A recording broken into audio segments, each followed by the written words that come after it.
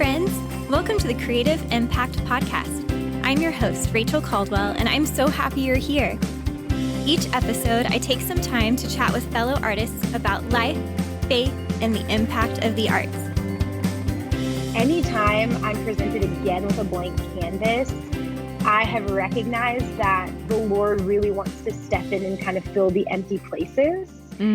That there's a kind of like a growing upward. There's like a depth that he wants to take you to that you couldn't get to on your own. You couldn't get to if he hadn't kind of pried this thing from your hands. And so I think every single time a season like that comes, it is an opportunity for us to grow in faith in the Lord and also in who he's made us. Because every time I've kind of thought that I've had a perfect plan or a thing that made perfect sense to me, and then it just didn't work out, I'm like, oh, it's because God has something much better that I just couldn't see. It's just a reminder that I can trust him and I can trust the way that he has wired and gifted me, and to see that he's going to start to grow those things.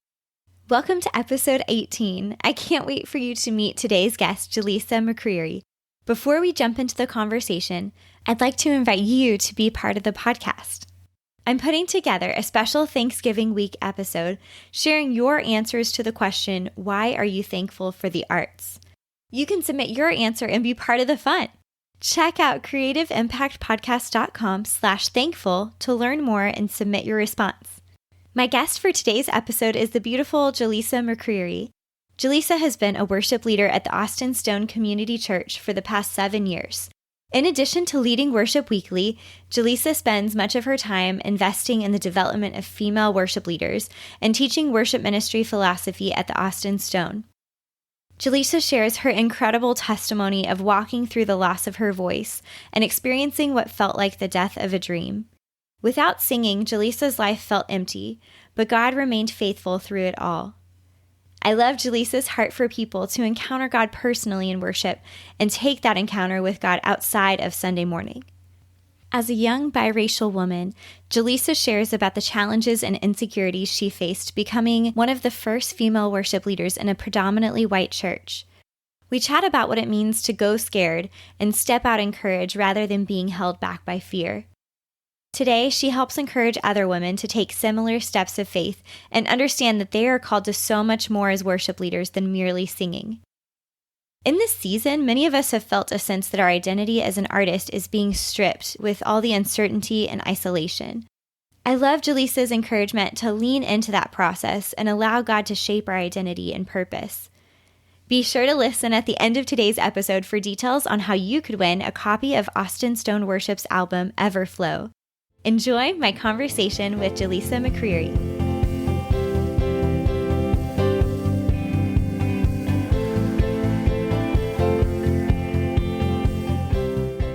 Jaleesa, it's so much fun having you here. Thank you for coming. Yeah, I'm excited to be here. Thanks for having me. Yeah, so I would love to just kind of chat about where we know each other. Well, I know you from, I should say. So I don't know if you know this. I lived for 2 years in Austin, Texas, and went to the Austin Stone. And I know you were there and still are, right? Yep, I am. Super cool. So I think I may have even, did you go to the women's conference? It was like, I think Abide, probably back in like 2015. Yes. Somewhere in there, 2016. Yeah, so I was at that. Okay. So it's pretty fun. Just have loved getting to hear your voice and your music and having you lead worship. And I really miss getting to be at the Stone as well. Yeah. But yeah. So how long have you been at the Stone? Just curious. Yeah, I've been at the Stone about 10 years. Okay. I came on as a resident onto staff in 2011 and haven't left. So I've been there for a good long while, which is crazy. It's like, you know, when you're in your 20s, you kind of have multiple jobs and you're like, oh yeah, I worked at that restaurant for 2 years and I worked at this place for like 6 months. But now to be like in my 30s and I'm like, I've worked there for 10 years is so strange. That is super cool. I know you're like actually adulting, it feels like. So it's really cool. That's how it looks. Right, exactly. I know. I turned 30 this year as well. So I'm like, okay, now I'm like, you know, you're kind of in the groove, figuring out what you're doing, which is pretty cool. So yeah, I miss Austin. And I was thinking about like, you know, one of my favorite things was just the food. Oh my gosh. Do you have a favorite Austin restaurant that you like to go Oh to? my gosh. I don't even know how you choose just one, but there's a restaurant that opened recently called Loro. Okay. And I might botch this. I don't think well, maybe, but my facts could be wrong. But it is the guy that started Franklin's Barbecue. Okay. And then I believe a chef at one of the, like either Uchi or Uchiko. It's like one of those, like, which is sushi, and Asian food. And so it's kind of like this, like, Asian infused barbecue. And so you get like these really funky like noodle bowls and like rice dishes with like really amazing, well done like meat. That sounds so good. And there's like a huge outdoor seating area. So it's so awesome. It's great even in like, I mean, obviously we're quarantined, but they've let people come and sit outside and that kind of thing. So I've also appreciated that you can feel a little bit normal there right now. Yes. It's like extra great right now. Yeah. You can actually be outside with friends. Even better. Yeah. Oh yeah. That's so great. And how have you been through all of the quarantine and like crazy? Wow. It's so crazy. I think when it first started, it felt really exciting. Our worship team, our staff worship leaders had a meeting yesterday morning. And we were all kind of expressing this feeling of like, oh, we're in this for a while. And so the novelty is sort of worn off. Like in the beginning, yeah. We're kind of like, oh no, now we're just doing this like every week. Yes. You started kind of being like, oh, weird, fun. I'm working from home. And what will this be like? And now on this side of it, it's like, oh, I'm still working at home. I'm with my friends. This is weird. So, I think I kind of have heard people kind of talk about like the quarantine blues and that sort of thing. And for the first few months, I was like, guys, this is awesome. It's like we're on vacation, but we're not. And I think a few weeks ago, I was like, oh, this isn't great. This maybe is not that fun. It's not as fun as I thought. And I kind of like looked around at my friends and went, is this how y'all have been feeling for the last 4 months? They're like, yeah, welcome. So welcome to the party.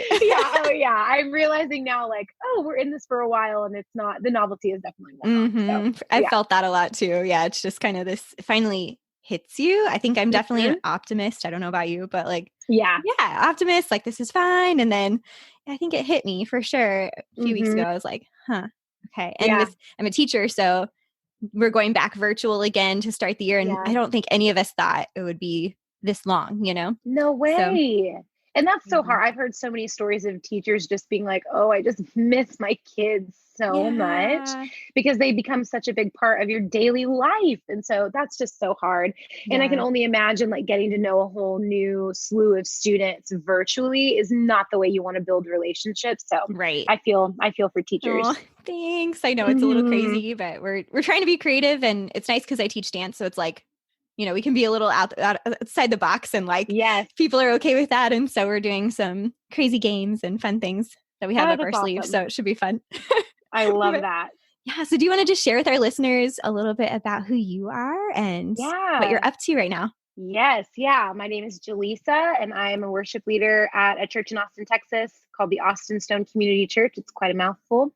Like I said, I've been there for 10 years. I started on staff in our discipleship ministry. So I got to help be a part of a team that put together our internship program that we call the Austin Stone Institute. It's a 2-year residency program. People raise support and come and experience full-time ministry. A lot of people will do it right out of college.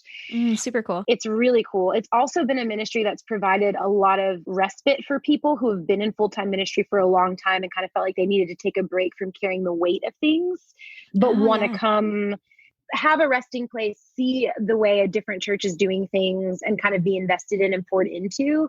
We've had a lot of stories like that. So it's a ministry that I'm really proud of and really thankful for. I got to work with them for 3 years and then spent a couple of years working for our church's counseling center, doing client care and counselor care. And we have 5 locations in Austin. And so I spent some time managing those different locations, which was really fun. It was just a role that was much needed, and they had never had anyone come in and fill it. And so I did that part-time for them while also leading worship. Okay. Gotcha. Yeah. And then transitioned to full-time worship staff about 5 years ago. Nice. That's awesome. Yeah. So cool. Super fun. Yes. Yeah. And another fun thing is, if anyone listening knows the happy hour with Jamie Ivey. So Jamie Ivey is the wife of Aaron Ivey, who is he like the head worship guy now at Austin Stone? He is. Yeah. Okay. He's our lead worship pastor. He was then too. Yeah. Lead worship pastor. There's the official title, sort of head worship guy. Yeah. Either way, he'll respond to both. It's fine. Yeah, exactly. Hey, head worship guy. No, but Right. yeah. So she started a podcast. How many years ago? I don't know. It's been a long time. I don't know. It's been I mean, we were neighbors back then. It had to, maybe it turned 7. Yeah, I something could be like that. totally wrong. It's been a while. I'll have to go check. But Yeah. anyway, I'll link to it in the show notes. Anyway, Yeah. she's definitely been someone I've listened to for a long time. And then I heard your testimony and your story through her podcast. And it was like, I need to share you with this world of whoever's listening awesome. to this podcast. So yeah, super fun. And we'd love to hear and kind of have you share with everyone that's listening what got you into music, got you into singing. That's such a fun question. Disney movies. Yes, Disney. I honestly, growing up, I'm a child of the 90s, and that's you just did that. You just watched a ton of Disney movies. It's part of our childhood. That was our thing. thing. Childhood now, it's the thing. And so I would just memorize songs and mimic characters. And when my parents' friends would come over, I would like make them sit down in the living room and like listen to me like perform. And like I was Belle from Beauty and the Beast, and I was Ariel, and I would do all things. And so my parents were like, clearly she's into music and performing. We should probably kind of like direct her with that. And so my mom will say now, she likes to be like, you were a terrible singer. And so we just thought you really needed some help. And then my dad's like, no, you always had the voice of an angel, which is just what dads do. Yes. So they put me into choir pretty early on, and I just had teachers along the way. I just fell in love with it. And everything that I did was like regional choirs and solo and ensemble, and everything was very classic. And so I got into a lot of opera study and training, and just had teachers along the way who wanted to like invest in me personally, or kind of would say, hey, I think you could do something with this. And so like kind of come under my wing and let me kind of like coach you and teach you. And so I just had a lot of people early on who were kind of champions of the gift the Lord had given me, and kind of started to help kind of cultivate and shape that. So yeah, so that's kind of how I sort of jumped into things. And then leading worship was not on my radar at all. Like I said, I studied classically. And so I had dreams of, joining some kind of like traveling opera troupe. Like I just thought it would be so incredible to wear the costumes and be the character and like do the things on stage. And wouldn't that be so fun? Right. And the Lord just had a totally, totally different thing in mind. And now I'm a worship leader. And right. That's awesome. Yes. Oh yeah. So cool. Yeah. I love that background. And yes, love Disney 100%. So what is your favorite Disney movie? Oh man, I feel like it's so hard to choose. I think I have to say Beauty and the Beast, because it's like the OG. It's like where it all started. My dad's always like, that's the first movie you ever saw in theaters. And you just never came away from it. I just loved the songs and loved the characters. And that's cool. Now looking back, I'm like, is that a good story for children? I actually don't know, but I love Beauty and the Beast. I love it. Did you see the remake of it recently?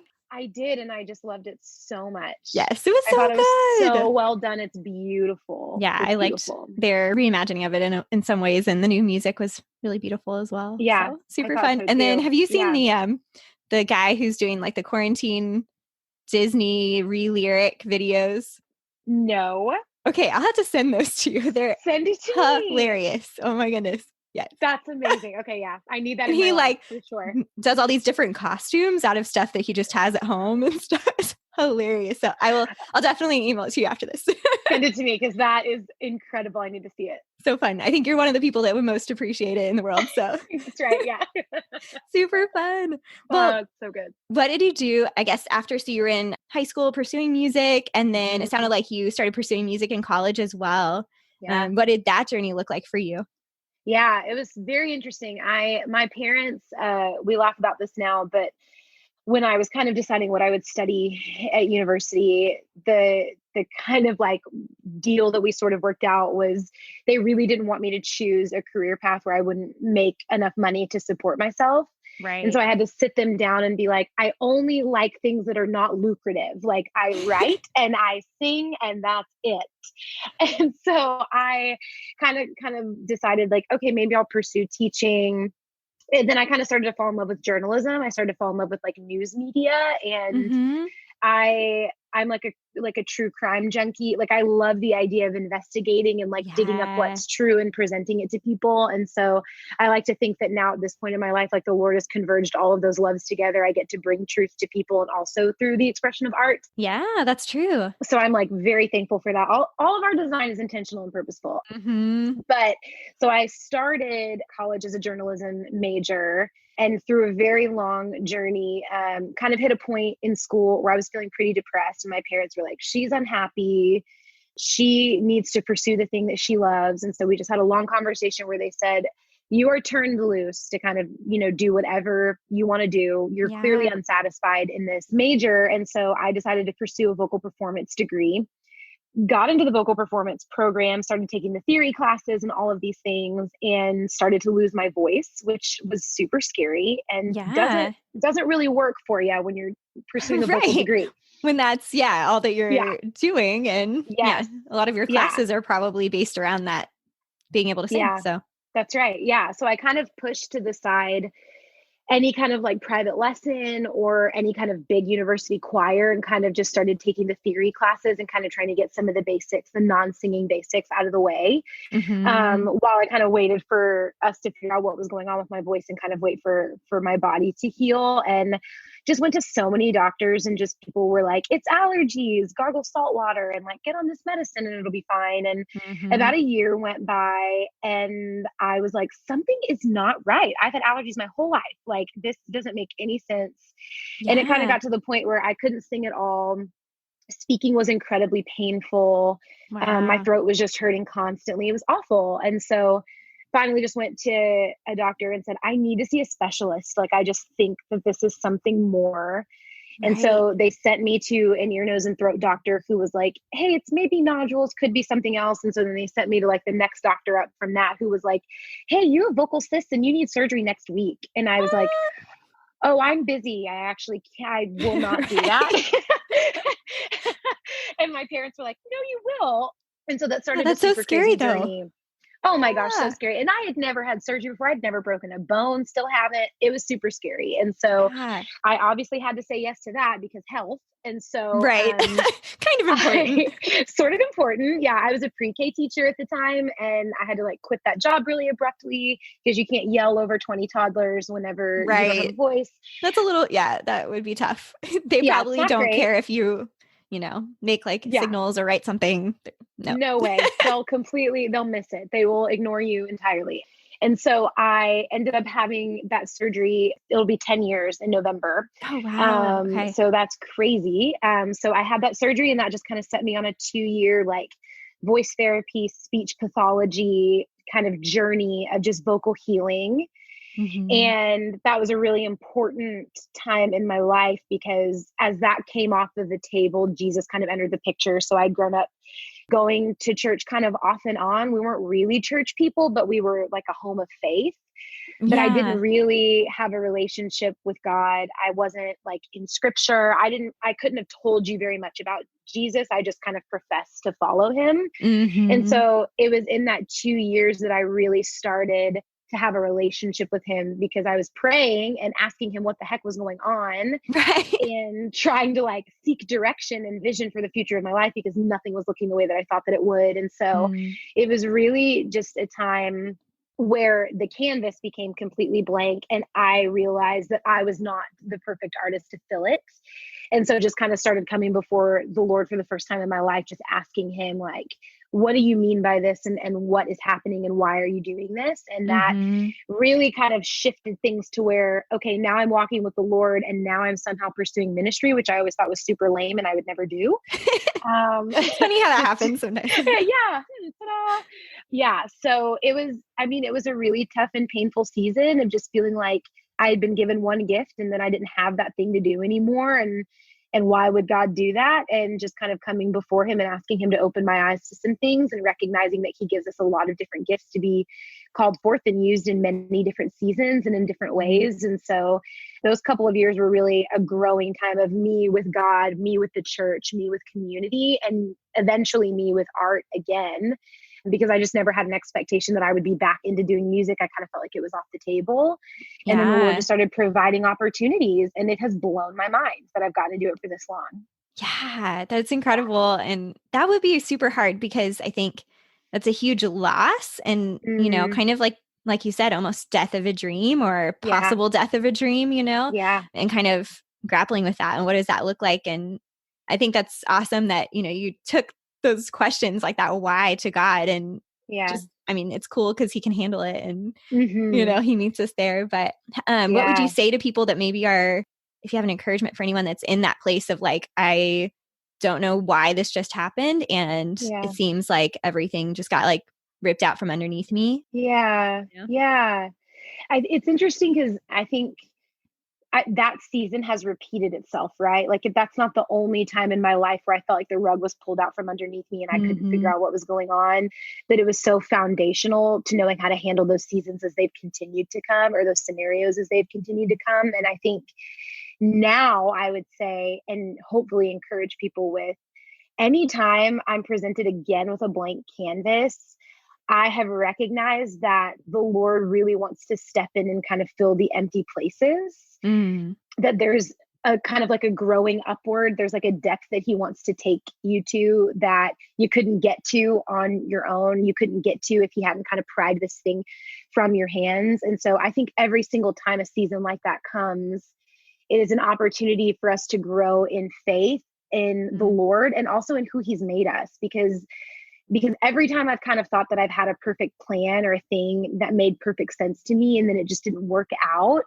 I'm like, oh, it's because God has something much better that I just couldn't see. It's just a reminder that I can trust him and I can trust the way that he has wired and gifted me, and to see that he's going to start to grow those things. Yeah. And so in thinking about losing my voice specifically, I kind of thought that was my one gift. And then through that season realized I am a multifaceted human being that the Lord Right. has created to do a lot of things. Like, This isn't the only gift. yes. Hmm. Why would I think that that was the one thing in the one lane that I was supposed to operate in? And I think that kind of takeaway has still held true, even though the scenario has, maybe like the circumstances have shifted. I think God's Hmm. answer has always been the same. There's more here than you knew. You could do more than you thought that you could. And I can be more for you than you're letting me be. That's so So I good. would Yeah. encourage people to lean into that and look for that in the seasons when they feel like, okay, what's going on? Wow. Yeah. Love that so much. I think that's huge encouragement because it's Mhm. so easy to get caught up in like what we don't have or what we don't see. And Yeah. that's so good to just think about, why are you bringing me through this? And what is it that you're trying to show me and grow me? And Yeah. yeah, so Yeah. good. So what got you started at Dawson Stone? Oh my gosh. It's so funny. I needed an internship for school. And I kind of was like sitting in a class one day and everyone, like the teacher was like, "Hey, has everyone done their internships, for this block or whatever?" And everyone raised their hands. And I was like, "Oh, okay."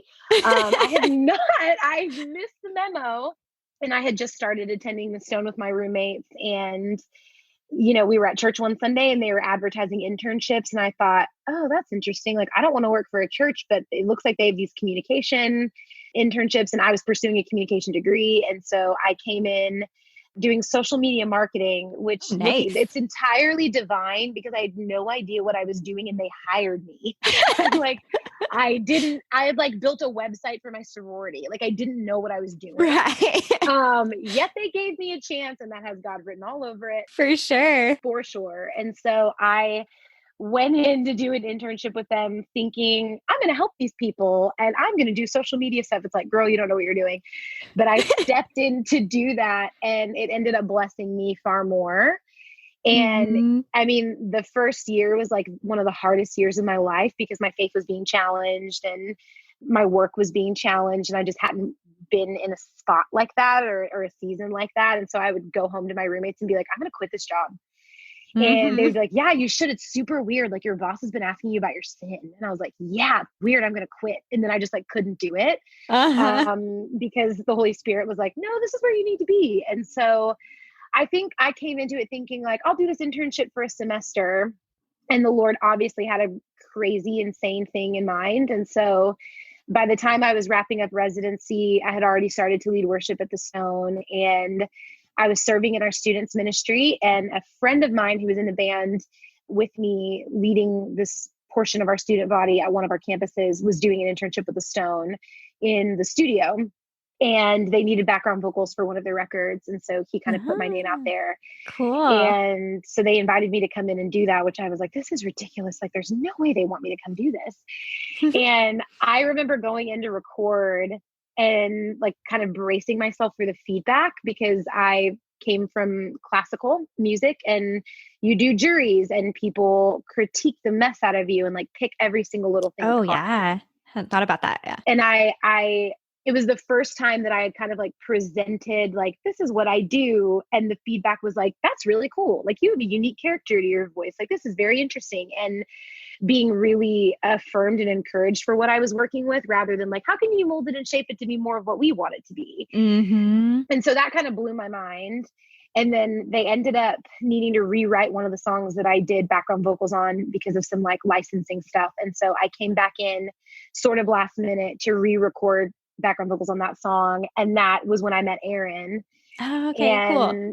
So he was in the studio that day while we were recording it. And I remember being like, get out of here. I do not want to sing in front of this person. Are you kidding me? He's like in charge of worship at our church. Like, right. No. And not intimidating at all. Yeah. Not in the least bit, in his studio, in his backyard. I'm like, are y'all kidding? I don't want to be here. So and he was also super encouraging and super affirming. And later on that year, I think if I have the timeline correctly, they started asking me, Aaron's band started inviting me to lead with them at like a college event or a worship conference. And just, I was getting these different opportunities that I didn't really expect and didn't ask for. And that was not even my full-time gig at the church. It was just something I'd started to do just to serve our students. And I, was in our student band for 2 years and I loved it. And in 2013, I think it was when Aaron called me and was like, hey, we want you to lead with us more. And I said, great. You just tell me what days. And he said, all of them, like all of them. And I said, oh, but I lead in students. And he was like, right. Yeah. And we would like you to lead with us like at this campus. And I was like, oh yes, I believe I could make that work. And then got off the phone and looked at my roommate and was like, what is happening? Like, I am not a worship leader. Like, what's happening? And stayed ever since. So I led with Aaron's band for about 6 years. And then almost, I'll say a year and a half ago, formed my own team. And so have been leading my own band for the last year and a half or so. So cool. Pretty crazy. Yeah. So are you at the main campus still, or is that at a different campus? I rotate. So it shifts all the time. We usually have 2 rotating worship leaders, and then the rest of our worship leaders are what we call anchors. And so they're anchored to our specific campuses. And then me and one other worship leader will kind of fill in the gaps and kind of help just kind of champion worship culture at each campus, because cool. From attending, every demographic at each campus looks a little bit different. And so, so I rotate through 3 of our campuses right now. If church were normal. Yeah, that's true. Because now it's totally different anyways. But. Now it's totally different. But I've been serving at our primary campus for right now, which is the St. John location of our church, which is in like North Central Austin. So it's not really our main campus, but it is the campus where we are broadcasting from. And so we're all kind of rotating and sharing leadership from that campus right now. That makes sense. Mm-hmm. Yeah, totally. So what does it look like for you leading in ministry? What have been some of like the highlights, challenges, that whole situation? Yeah. Oh man. Yeah. I know people are listening, but I'm half black, half white. And I lead in a church that is predominantly white. Right. So yeah. I don't know a ton of like biracial people in our church. And the Lord has been really gracious over the years. I've gotten to watch from the stage the demographic in color grow and change in our church, which is really cool and exciting to see. That would be super exciting. Austin is not an incredibly diverse city. And so we pray for diversity in our church, but we also have to be aware of our context. And so it's kind of surprising. You would kind of think that Austin is, but yes. Yeah, I guess not. And political and like fun loving and with a big university, we have a couple of schools here, but it's not super diverse. And so we just have prayed that the Lord would like bring just the kingdom to our church. Right. And he has, and it's been really beautiful. And that's been in more ways than one. We also have like a thriving deaf ministry. And so it's just been really fun to see that. And so in the early days of taking a role on the stage, that was kind of one of my concerns, was like, will I be well received here if I don't look like everybody else? Yeah. And I'm a woman and I'm a single woman. And so I was like, is this going to be okay? Like with these people in our church, I think my fears early on were, will this congregation take me seriously? I'm young. Will they follow my leadership? Our church is young, but some of the campuses that I've been charged with leading are married families. And so I'm like, do they care to listen to what I have to say every week? And so those were kind of some of the fears that I sort of laid on the table with my team when I kind of started getting into this. And those fears still kind of like ebb and flow and come in and out. I think God has been really gracious. There have been moments where I have had to engage some of those conversations that I feared and anticipated. Yeah. But he's met me there and kind of walked me through them. And we've all grown a lot. I think are better for having to have those conversations. I'm our only full-time female worship leader. And so even processing with the dudes on my team, it's like the way I approach leading looks so much differently than them because it has to. And so even like as a single woman building a band, I'm like, who comes to be in this band? Who, like, how many single men do I want in this band? How many married men do I want in this band? My relationship with their wives has to look a unique way if it's going to be the kind of like family atmosphere that I want it to be and the team that I want it to be. We don't rotate volunteers. Every worship leader has a set band they lead with every week. And so who are the people that I can lock arms with musician wise, but also in life and like serve as one team together? How do I make that work? My approach to that looks differently because of who I am and how God made me. So man, it's also been sweet to see that some of the things that I was afraid of haven't happened and I haven't had to deal with them at all. Like never once has anyone been like, you're too young to lead me and I don't care to listen to what you have to say. The response has been the opposite. And so I've been really grateful for that, for sure, that our church has very much supported and I've been well received across all of our congregations, which is really beautiful. And I love our church so much. So I'm thankful. Yeah, that's super beautiful. And I know it's like definitely a whole nother world to be in leadership and then having to face those fears and having to kind of go scared sometimes, you know, step out in courage even when you don't feel ready or whatever. So feeling those insecurities pop up for sure. And that's something I'm learning is it doesn't necessarily go away. No, you know? It's like you kind of learn how to walk in it anyways. Has that been your experience as well? I would definitely say so. I think I remember a few years ago, my guitar player, we were leading at an event and he leaned over to me and he goes, do you ever think God put you in ministry to endure you? And I was like, not until right now, but heck yeah. Like, I think like if I weren't in the role that I was in, I would still have insecurities and fears, but I think I would have fewer opportunities to actually face them. And I've become really passionate about facing my fear. I have to bring up the Enneagram because I love it. Any one of my friends too. Okay, good. What is your Enneagram? So I'm a 9, I'm pretty sure. Yay. I love the 9s most of my people in my life are like 1s and 9s, I would say, are like my closest people. I'm a 6. And so we're known for our fear and anxiety. And I'm a counter type, which means that the idea of fear and anxiety makes me uncomfortable. I just want to eliminate it completely. And so I think the Lord, the way that he has designed me, it's like, he knows the anxiety that I carry and the things that are overwhelming and frustrating and make me feel very fearful, and has provided me a lot of open doors to kind of like silence those things. And so I think what I have learned over the years is, that doesn't go away. He's always there. And I pray that I would be aware of the opportunities to face those fears so that I can see that he will meet me in them. But it never goes away. There's a guy that he's playing in my band currently, but he's been one of our students' worship leaders. And he asked me the other day, like, does the stage fright thing ever go away? Like, does your desire for people to like you, like when you step on stage, does that ever go away? And I was like, yes and no. Like there's some, times where I wake up and I'm like, gosh, I hope that they listen to me today, or I hope that they will follow my leadership today. But I think the more and more that I've had to surrender that thought and that desire to God, the more that I can show up to an event and be like, God appointed me to be here today. And so someone's going to listen, because if the Lord's speaking, it's not me. Like, I don't care if they like me or not. Like, I'm not here for that, Yeah, that's so true. So keeping that perspective. Yes. Yeah. It's a special opportunity to see your perspective shift.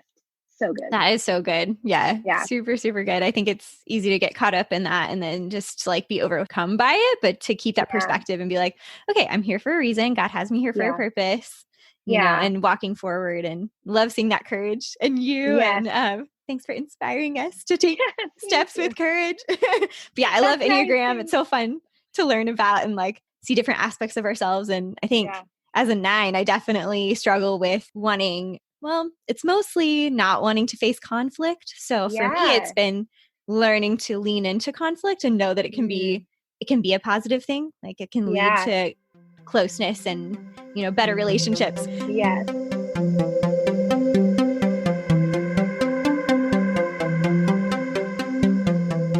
Are you enjoying the podcast? You can help support the show by joining our Patreon community. As a supporter of the podcast, you get access to extra content that is only available for patrons. You'll get access to things like a behind-the-scenes look at what goes into creating a podcast and bonus content from conversations with guests on the show. You can learn more at creativeimpactpodcast.com/PATREON. I want to take a moment to introduce you to a company that I love that's doing so much good in our world. The Root Collective is a company that makes beautiful shoes and bags with a purpose. After working for a Fortune 500 company, the founder of the Root Collective, Bethany Tran, decided she wanted to make a difference by helping to create jobs for artisans in Guatemala. My flats from the Root Collective are one of my favorite pairs of shoes. The best part is that every purchase creates jobs for artisans who need them. To learn more about the story behind the Root Collective and to check out their products, go to creativeimpactpodcast.com/RC. That's creativeimpactpodcast.com/RC, which stands for Root Collective. Now, back to my conversation with Jaleesa.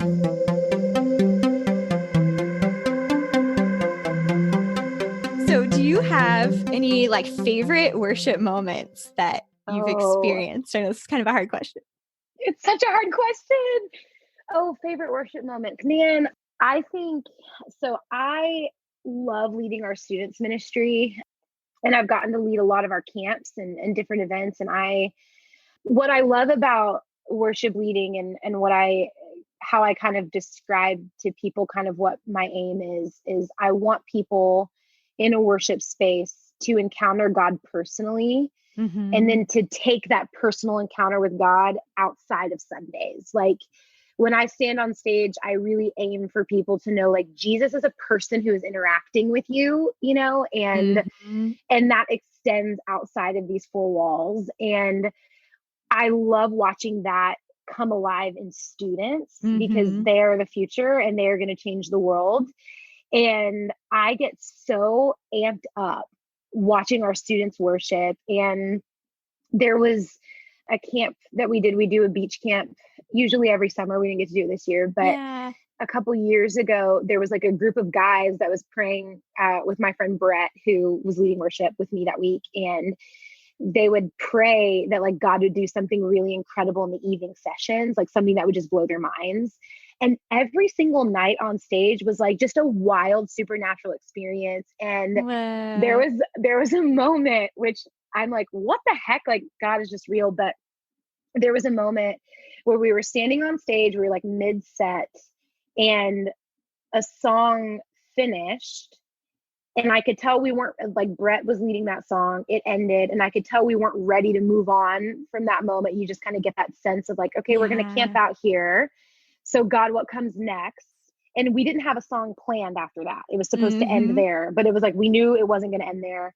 And there's an original song that we wrote and released called This Glorious Grace. And I love it so much. It's so beautiful. It means so much to me. And in the moment, just kind of in this moment of like, okay, something is supposed to come next. I thought, oh, it's Glorious Grace.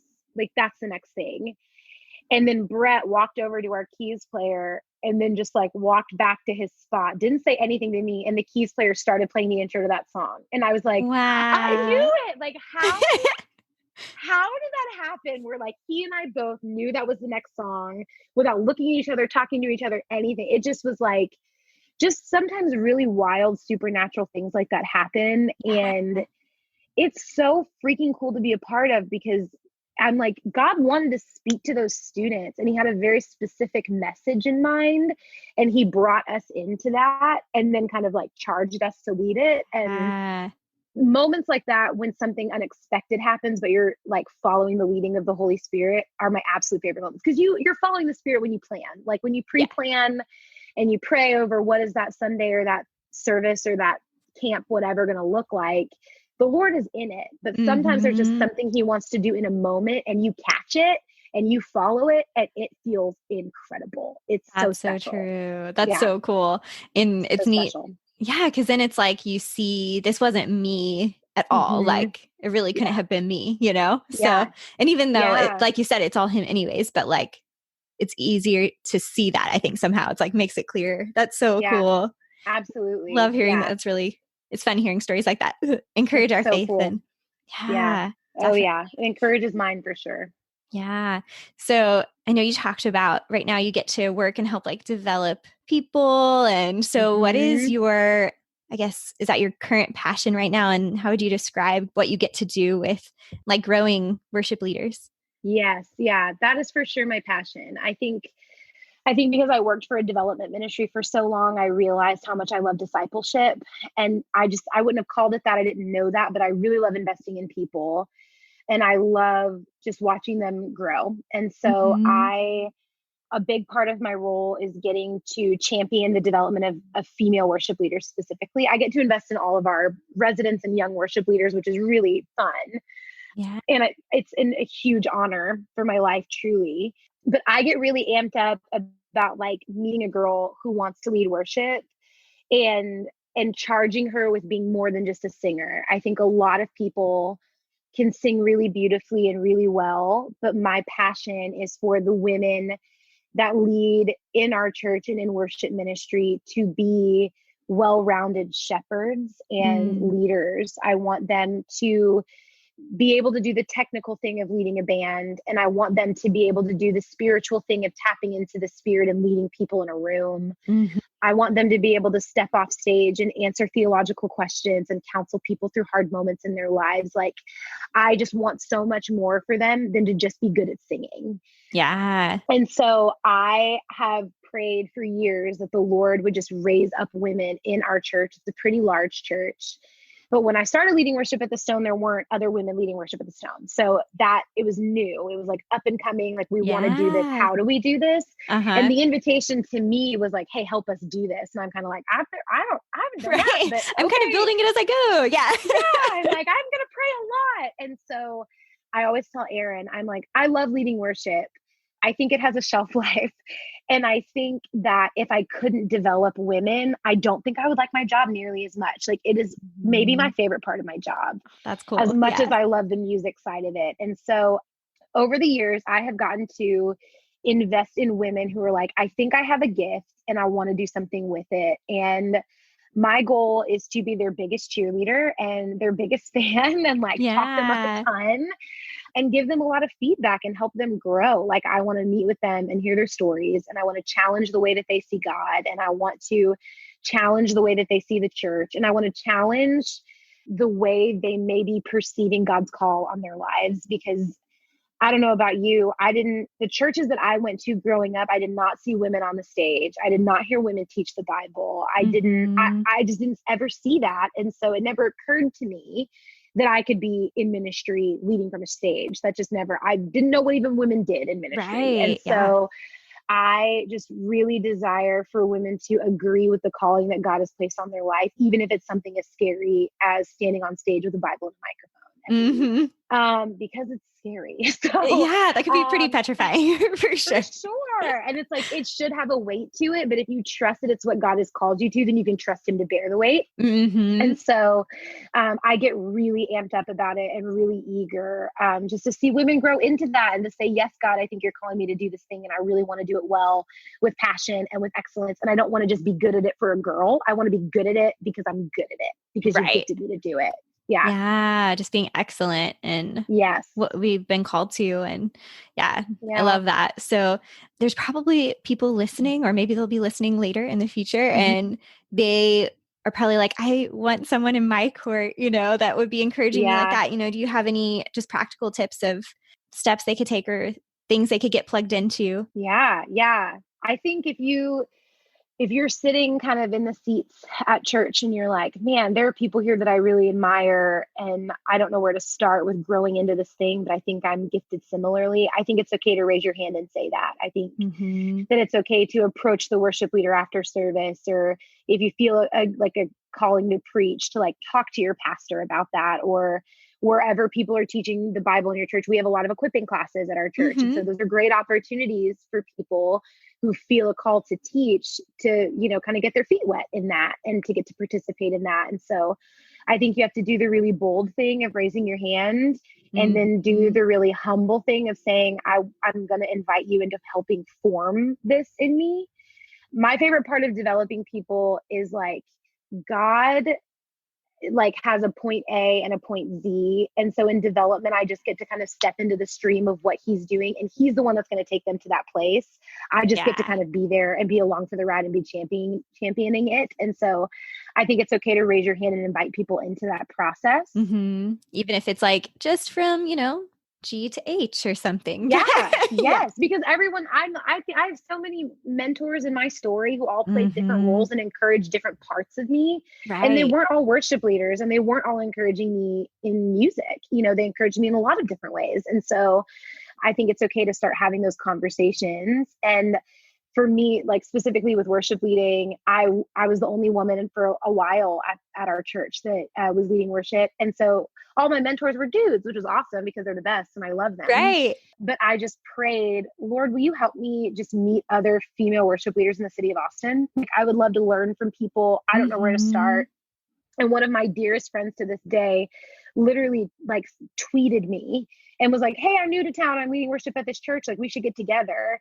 Oh, wow. And she's been one of my dearest friends ever since because she was willing to like reach across churches and even like, even like we differ theologically in some ways, like, but she's in my court and I am in hers. And there's like another girl who has joined that, who's at a different church in Austin. So it's like, I have had this kind of like warrior group of women who are doing similar work in different churches in Austin. And there's been a really beautiful unity there. And I've grown a lot from being able to share my experiences and learn from theirs. And so I think even if it's like you're a worship leader at a church or you're a teacher at a church or something, reach out to people that do similar work that you do and have a conversation with them and invite them to be a part of your A to Z, Yeah, that's super good to kind of reach out beyond our bubble sometimes that we get used to. And I think there's so much, knowledge and wisdom and encouragement to be found. That's super good. I love that wisdom for sure. Yeah.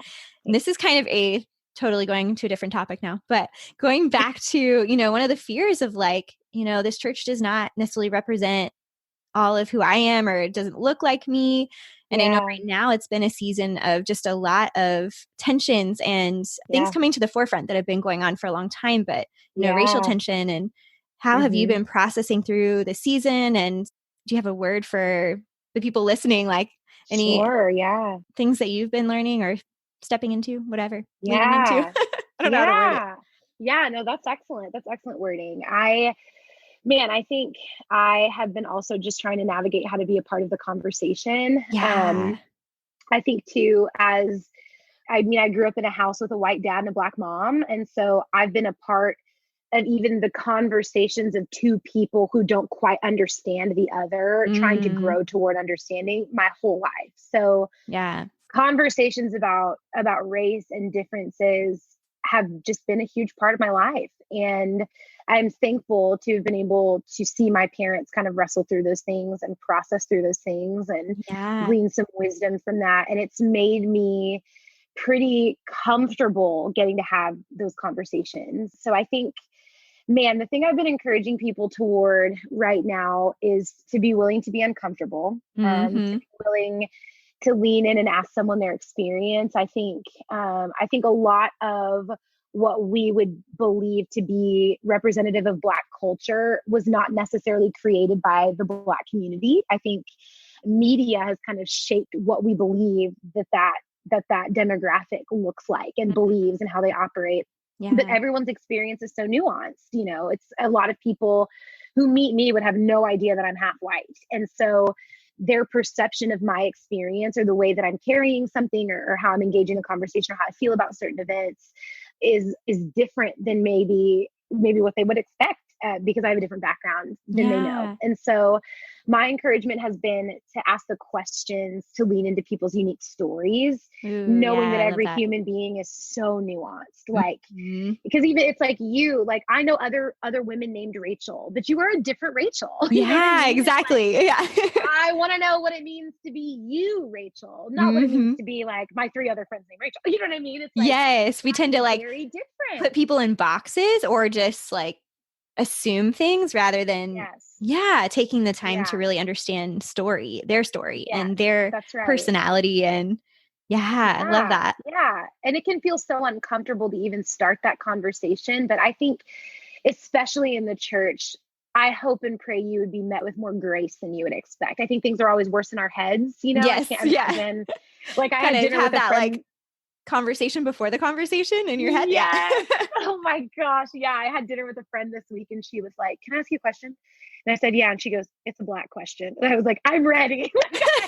I'm ready for whatever it is, ask the question. And it was totally fine. Like, so I just applaud anybody who's willing to ask any question about anything that they don't know the answer to. Yeah, that's good. And I think it's important for us to remember that humanity at large has no idea what they're doing. Like, this is a brand new time in history, even though all these things have been happening for a long time and we're just becoming aware of some of them for the first time.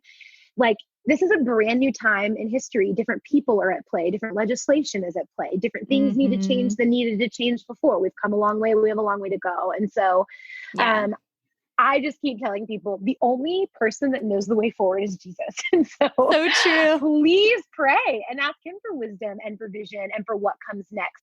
And lean into trusted voices, like lean into men and women who look differently than you and have different experiences, and listen to what they're saying and believe and trust their stories and pray for wisdom and what your part in it looks like, because only Jesus knows the way forward. Love that. Yeah. And I feel like I heard this from Jamie Ivey, actually, speaking of, but I feel like she said something one time that was like, you know, when you have relationships with people, it totally changes things because it's good. You know, you, instead of just thinking like these assumptions, like you're thinking of your friend, you know? And I thought that was super good. I think that was her who was saying that. Yeah, probably. Really sounds like her. Probably, yes. Yeah. No, that's so but I think that's so good. Yeah. Having conversations. Thanks for sharing. I know. Yeah. It's like awesome just to hear those perspectives and like get to, again, open up that conversation a little bit. So especially in the faith realm, you know? Yep. So I know we're kind of getting towards the end of our time, but I know, wow, so crazy. It goes by so fast. Like, I would love to hear, I like to ask everyone, what is one thing, you know, just picturing that person that's like sitting across from us at the coffee shop. What would you have to say to other artists right now? Anything on your heart to share with them? Yeah. Oh man, I think we wear artists as an identity a lot of the time. And I think the more that I talk with people in the creative community in the time of COVID-19, people are feeling like that identity is being stripped from them because they don't have a reason to create or a place for what they produce. And I think because I found myself in the same place where it's like, I'm not doing some of the creative things that I used to do, you know, and I always tell people I don't even necessarily consider myself an artist. Yeah. But it's primarily because I don't want to wear it as an identity. Makes sense. Yeah. Because I'm like, it will take over because then I'll spend all of my days wondering why I'm not artsy enough, you know? And then I have people in my life who wouldn't call themselves artists and they're like the most creative people I know. And so I think when we kind of hold to artist implies that we produce something. And when we hold to something like that as our identity, we are always going to be disappointed and set up for failure because life ebbs and flows. And in some seasons you will create and in some seasons you will not. And so I think my encouragement to creatives, to artists right now would be to lean into the stripping of that identity. I know that's happening a lot right now as we sit in our homes and feel uninspired.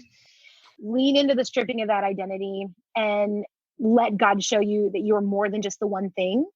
And then watch and see what he creates out of that, because tension and pressure have produced some of the greatest art in history. Like some of your favorite songs have been produced from tension in people's lives. Like some of the most beautiful art you've ever looked at have been created by people who were like experiencing the most tragedy and torment. Pressure kind of produces this unique art. And so I would say, rather than like clinging to this identity of like, I'm an artist, I should be creating art, lean into, I am a human, I am frail, I am not only my art, and see what God creates out of that. So just kind of open yourself up to it. Yes. So good. Thank you for sharing that. I think that's so needed right now, especially in all the time. But like you said, especially right now when we're all like, and we probably would rather just, I don't know, create noise in our lives so we don't have to think about it, you know, Absolutely. But taking the time to actually lean into it. Good. Such good wisdom. Yes. And then my last like fun question is, what is one of your favorite things right now?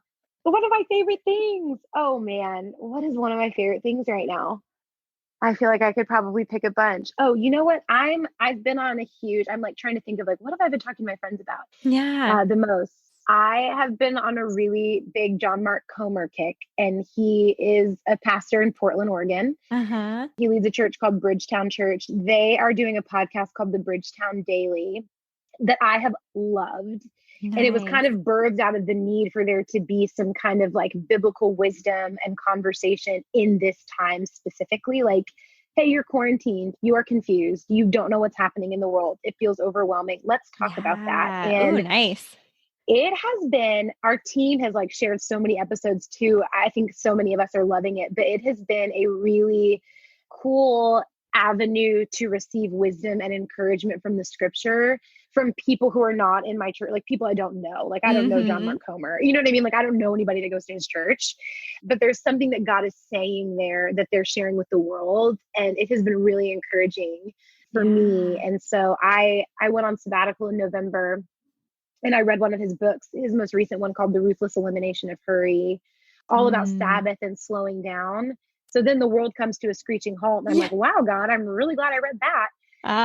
And then to have him kind of like sharing wisdom and other people from his church kind of sharing wisdom for this time was just really, really well timed. For sure. So I've been on like a huge kick. So Bridgetown Daily, I highly recommend it. That sounds super good. I'm going to have to look that up right after this. That sounds super good. Do it. Yes. So how can people get in touch with you if they want to find out more about Austin Stone worship or just get in touch with you personally? Yes. Yeah. So Instagram is my favorite social media. So you can say hello. My handle is at Jaleesa _Mac. Jaleesa is a weird name, but it's spelled like it sounds, Jaleesa. It's not quite what you think. It's phonetic. Super cool. So at Jaleesa _Mac. Thank you very much. And then I would direct people to austinstoneworship.com. That's where you can find all of our music. We have a new record coming out later this year called Within. Oh, cool. That's really beautiful, and I'm really proud of it. And so we have a couple of releases that are already out in the world from that record that you can hear on Spotify and iTunes and all that good stuff. And hopefully, I like to believe that God is writing these songs for specific time and place and people. And so it's felt like the songs that we've released thus far have been very encouraging and meeting people where they are, even though we had no idea that the world would be quarantined when we recorded this last fall, you know? So yeah. So Instagram and austinstoneworship.com. Awesome. And I didn't even get a chance to talk about that, but I think it's super cool that y'all are writing music and producing your own music and everything. Yeah. So encouraging. And it's really fun to get to follow along with that. And yeah, we'll definitely check it out. So yay. What's the title of the album one more time, the new one? It's called Within. Within. Okay, cool. Awesome.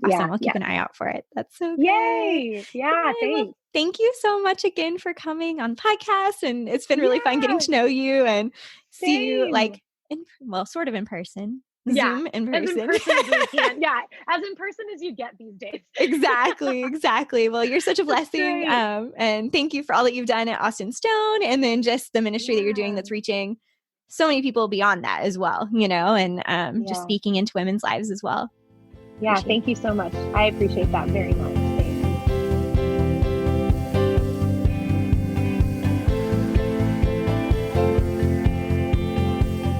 Wasn't that such an amazing conversation with Jaleesa? I came away so encouraged, and I hope you did as well. One of my favorite parts was when Jaleesa explained how God has appointed us to be where we are for this specific time. You can find links from the show in the full show notes on our website. Jaleesa has generously donated the Austin Stone worship album Everflow to go to one of our listeners. To enter the giveaway, subscribe to our weekly email newsletter on our website. When you go to the website, look for the right sidebar where it says Stay Connected. I'll be announcing the giveaway winner during the October 27th episode. Subscribe today for your chance to win. Next week on the show, I chat with Shannon Benton. Shannon is a professional dancer who recently moved to Kansas City. There, she's dancing with Storling Dance Theater and teaching for Storling's professional certificate in dance. Thank you so much for listening to the Creative Impact Podcast. The music for the show was produced by Michael Cash. Don't forget to check out creativeimpactpodcast.com/thankful and let us know why you are grateful for the arts. I would love to have your voice join the conversation. Share the show with a friend, and I'll see you next week for my conversation with Shannon Benton.